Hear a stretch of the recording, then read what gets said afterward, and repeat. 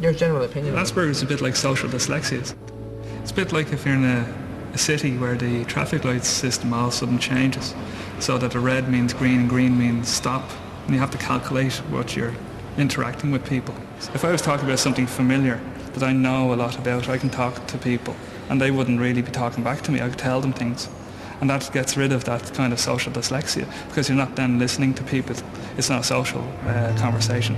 Then you don't have to look at their body language or know if they're not interested, and you don't have to do that. You just talk at people, then all of a sudden you're just kind of dominating conversation. People with Asperger Syndrome are quite unique. It includes people that have significant difficulties in social relationships. The way their brain is wired really doesn't give them the opportunity to connect the information that they see and that they've observed over the years so that they can be effective in having good social relationships. So they tend to be clumsy and awkward socially.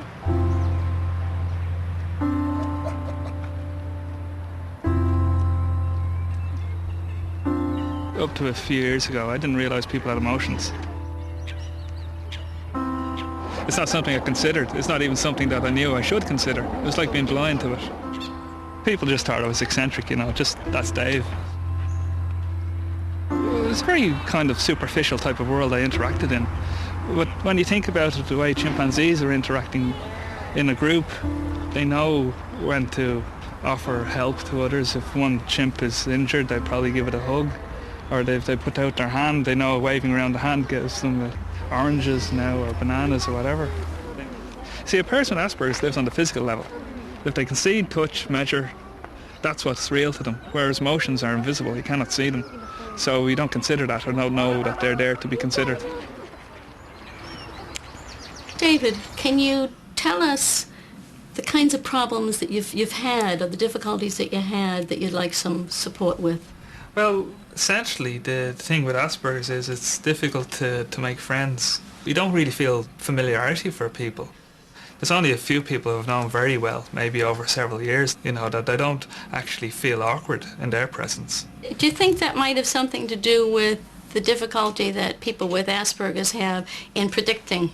Yeah. You know, kind of the need, you can't kind of read what's happening in the situation. That's exactly it. That's the theory of mind. So what happens is you don't have a model that you can actually put in your mind to predict what joke would make a person laugh or they would find offensive. You don't really know what the person is like. So I don't actually create a conversation that allows me to get to know people, I think.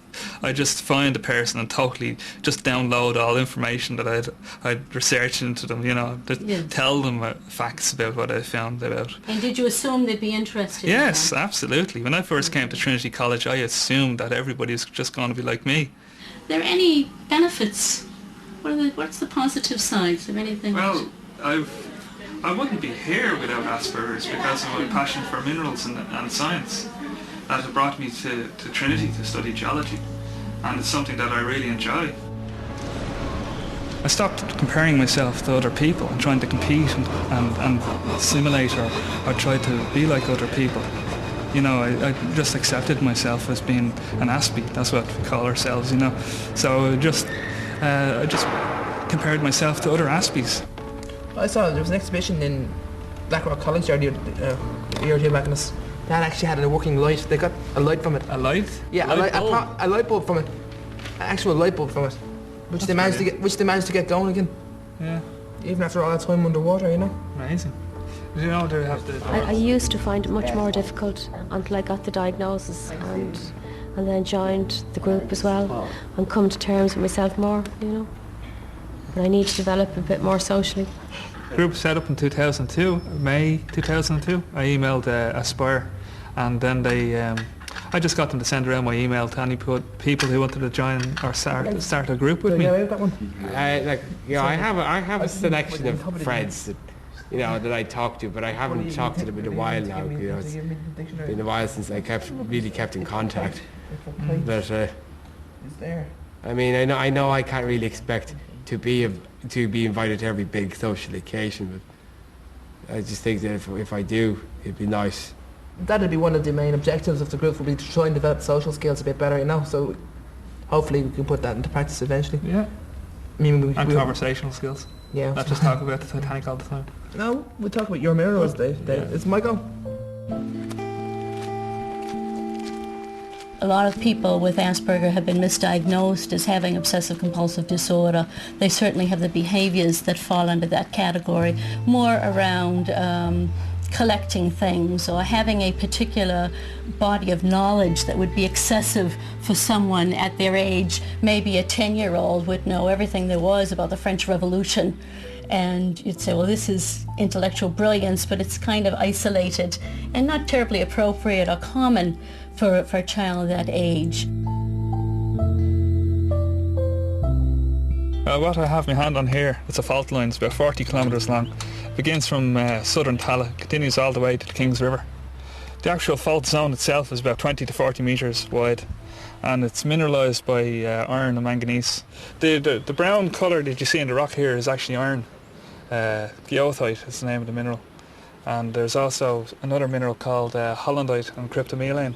The rock itself was formed when the fault moved, actually kind of moved in a way that actually pulled apart the two sides of the fault line.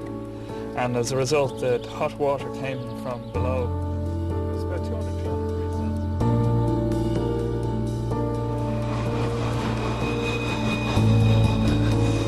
My areas of interest is my strength, which has not got to do with people.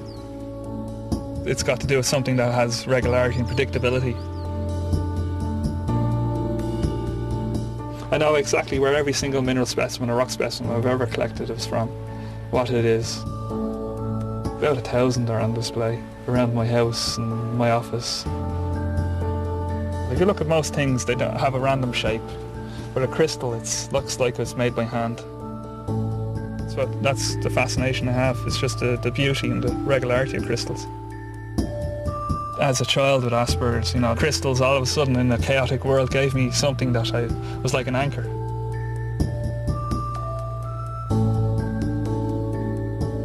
Any kid that's different from other children, they get bullied.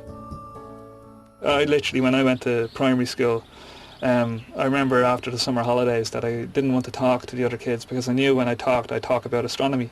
I didn't put the two together. I didn't know that when I talked astronomy that was causing bullying, so I was bullied nearly every day for years.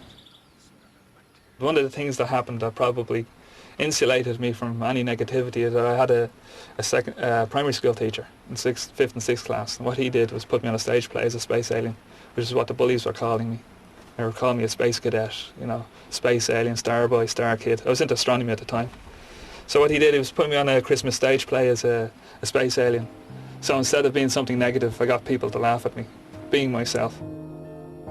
If I hadn't been on that stage play, I wouldn't be a PhD student. I would have been, God knows, you know, I would have thought of myself as something horrible. I would have thought what the bullies were saying to me. Well, the thing about me is it's very general. It's not. You've got lots of different. I'm probably the modest of the group. You know, I've got more than one particular interest. I probably am. That's I'm not exaggerating now. Probably am. I like reading and watching the films just like Killian does. You know. I don't really think of myself as obsessional. Just bad at talking to people. You know, and trying to have a long and interesting conversation with them. Just making conversation, really. I don't think I made That's where my drawback falls. Yeah. And that's where I'd like to excel.